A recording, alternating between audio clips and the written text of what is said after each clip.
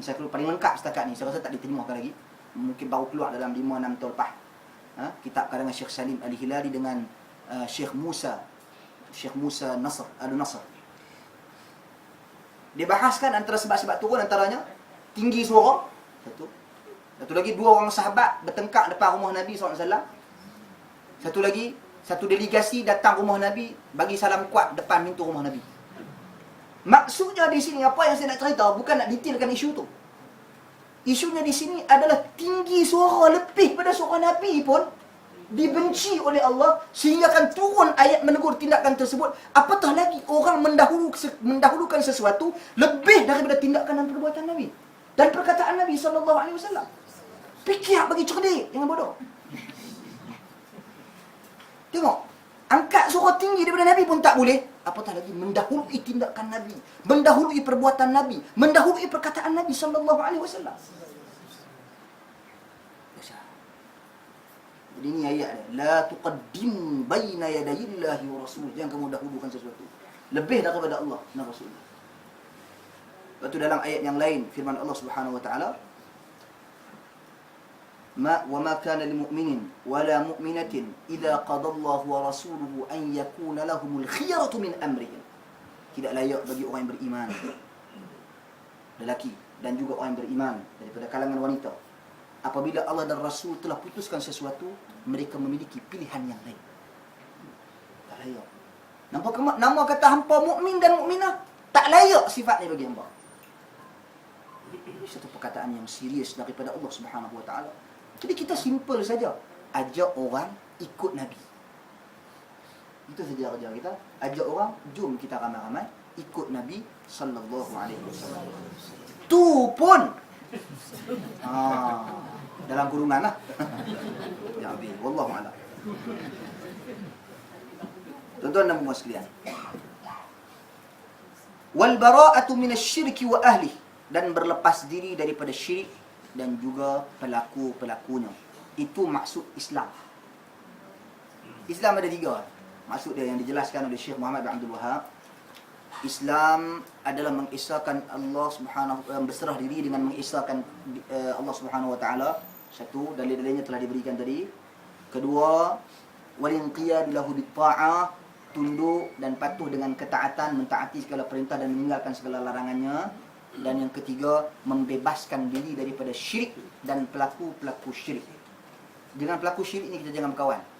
Kalau pergi kedai, dia ada gantung benda-benda, dia bergantung pada benda tu, contohnya pelarih ke, ini adalah perbuatan yang syirik. Tegur dia, dia tak buang, boikot kedai dia.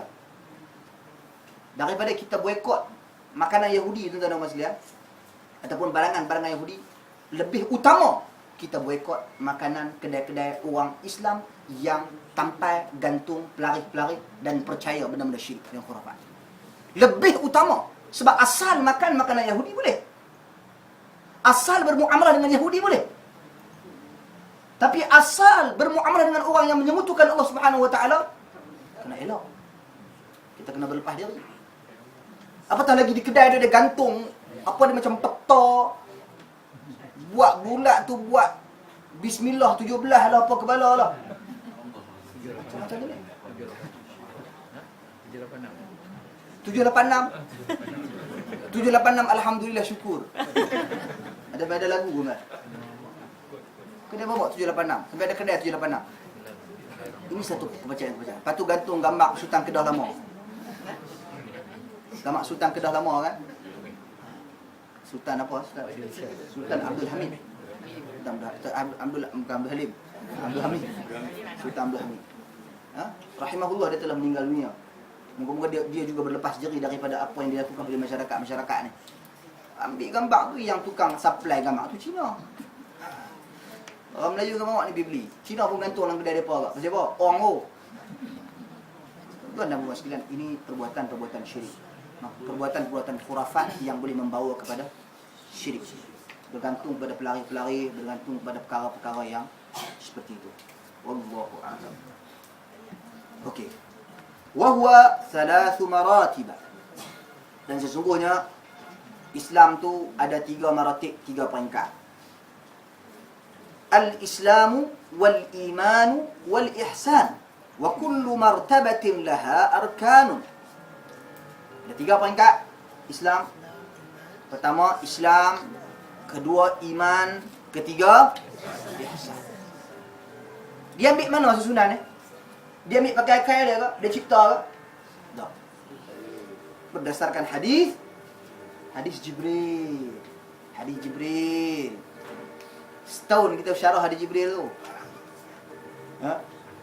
Adalah di mana yang kita tak sempat habis? Ha? Di Gombak tak sempat habis. Di Masjid Syakirin. Sayanglah hadis Jibril tu duduk tengah-tengah.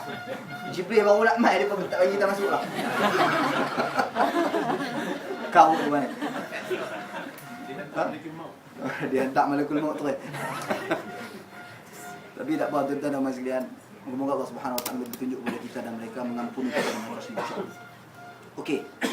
Jadi hadis Jibril yang panjang lebar, yang mana Jibril datang dalam bentuk rupa manusia, bertujuan untuk mengajar tentang Islam kepada para sahabat radhiyallahu anhum ajma'in. Itu tujuan Jibril datang. Sebagaimana Nabi sallallahu alaihi wasallam sebut di akhir hadis, innahu Jibril ataakum liyu'allimakum dinakum. Itulah Jibril yang datang kepada kalian untuk mengajarkan kalian agama kalian. Tetapi metod yang digunakan oleh Jibril alaihi salam adalah metod tanya jawab, Q&A. Dia tanya Nabi sallallahu alaihi wasallam 3 perkara tentang Islam yang pertama, yang kedua tentang iman, dan yang ketiga tentang ihsan. Sebab itu Syekh Muhammad bin Abdul Wahhab menjadikan hadis ini sebagai rujukan utama apabila beliau menyebut Islam itu ada 3 peringkat: Islam, iman, dan ihsan. Kerana perlu kita ketahui di sana ada perbezaan antara iman dan Islam bila dirincikan. Pada dasarnya bila disebut Islam secara umum merangkumi iman. Pada dasarnya bila disebut iman secara umum merangkumi Islam. Tapi bila dirincikan di sana terdapat perbezaan berdasarkan rukun iman dan berdasarkan rukun Islam. Jadi tuan-tuan dan puan-puan sekalian, saya rasa cukup dulu di situ. Kita break dulu di situ. Sekiranya ada 1-2 persoalan sebelum kita berhenti, dipersilakan. Ustaz, ya. Apakah jatuh syirik apabila biasa kita tengok awan gelap atau hujan ni, jatuh syirik? Bismillah. Bagus soalan tu. Tuan-tuan dan puan sekalian, bila tengok awan gelap, kadang-kadang orang kata, "Ui, ni lagu ada orang nak mati ke?" Ataupun berlaku gerhana, ada orang nak mati ke, ada apa ke? Tuan-tuan, kita kena ingat satu hadis Nabi. Bila matinya anak Nabi Ibrahim, kebetulan berlaku gerhana, Nabi SAW cepat-cepat sebut, "Inna syamsa wal qamar la yankasifan li mauti ahadin wa la li hayati ahad." Sesungguhnya bulan dan bintang itu tidak akan gerhana kerana kematian ataupun kehidupan seseorang. Jadi jangan kita duk kaitkan perubahan alam ini, Jepun ni, peta dia dah lari berapa meter, berapa inci. Ini semua ni sebab ni kelahiran Imam Mahdi apa ni. Dajjal turun dah kan ni, terajang pulau Jepun. Tuan-tuan dan puan sekalian, tak cerita-cerita kaut-kaut. Ni yang terbaru tadi, sahabat saya dia bucek dalam internet. Saya baba buat tour untuk ke India untuk berhaji. 6 hari 5 malam untuk buat haji di India. Saya baba anjurkan. Saya baba ni ramai yang orang nak sebut sebelum ni, dia ni dajjal lah orang nak kata. Ramai orang nak cerita saya baba dajjal, saya baba ciri-ciri saya baba ada dajjal. Tapi semua ni cerita-cerita karut tentang nama sekalian. Kemunculan Dajjal, wallahu a'lam. Kemunculan Dajjal bukan seperti saya baba. Dajjal dia akan berjalan masuk di atas muka bumi ni. Dia akan diberi oleh Allah Subhanahu Wa Taala kekuasaan yang di luar kemampuan manusia. Dia menghidupkan manusia yang telah mati dan sebagainya. Itu ciri-ciri Dajjal yang diceritakan secara jelas dan zahir di dalam hadis Nabi SAW. Hadis yang sahih. Siapa nak tahu cerita terperinci pasal Dajjal, belilah buku apa? Saya bilang kita pernah baca habis di Sri UK dulu. Tanda-tanda kiamat. Asyratus sa'ah fi dhawi kitab wa sunnah. Tanda-tanda kiamat menurut Al-Quran dan Sunnah karangan Dr. Yusuf Al-Wabil, Encyclopedia Hari Kiamat. Kita pernah baca habis. Yang ni bukanlah kita baca semua, maksud saya kita dah lalui semua topik-topik dah hadis di dalam tu. Sampai hadis Dajjal dan semuanya. Baca buku tu. Jadi tuan-tuan dan puan sekalian, kita jangan bergantung pada sesuatu. Ini termasuk dalam percaya kepada sial. Ia termasuk dalam erti at-tiyarah. Tiyarah ni apa? Percaya sial. Se. Ha? Se lawan dia ong. Se. At-tiyarah tu diambil dari perkataan at-tuyur ataupun at-tayr. At-tayr maksudnya burung. Maksudnya burung. Asal dia at-tayr burung. Pasal apa asal dia ambil sial tu daripada perkataan at-tayr burung? Sebab orang Arab dulu kalau dia nak keluar daripada kampung, daripada rumah, daripada lepas burung. Ambil burung lepas. Kalau burung tu terbang belah kanan, kita keluar ni ada ong. Maksudnya kalau kita keluar ni selamat. Kalau burung tu dia terbang di belah kiri, maka bahaya patah balik. Macam orang Melayu kita lah ni tak lepas burung dah. Lepas tengok bewok. Bewok melintas patah balik. Lah ni kok KL payah nak cari bewok lah. Lepas tengok anjing pula. Anjing hitam melintas, anjing hitam. Anjing hitam melintas, patah balik. Walaupun ni nak akad nikah lah tu lagi. Cancel sebab anjing hitam melintas. Ataupun lebih canggih kalau di KL, dia tengok lampu merah banyak sangat. Lampu merah saja. Lampu merah saja. Merah lagi. Kenapa patah balik tanya asal? Jadi ini termasuk dalam istilah tatayyur. Kata Nabi, at-tiyaratu syirkun. Percaya sial itu syirik. 3 kali Nabi SAW mengulangi perkataan yang sama. Wallahu a'lam. Macam di kedai-kedai ada tulis wa may yattaqillah tu mana?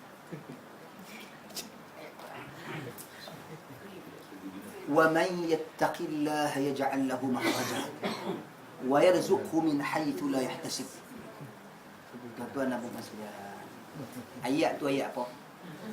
Ayat 1000 dinar.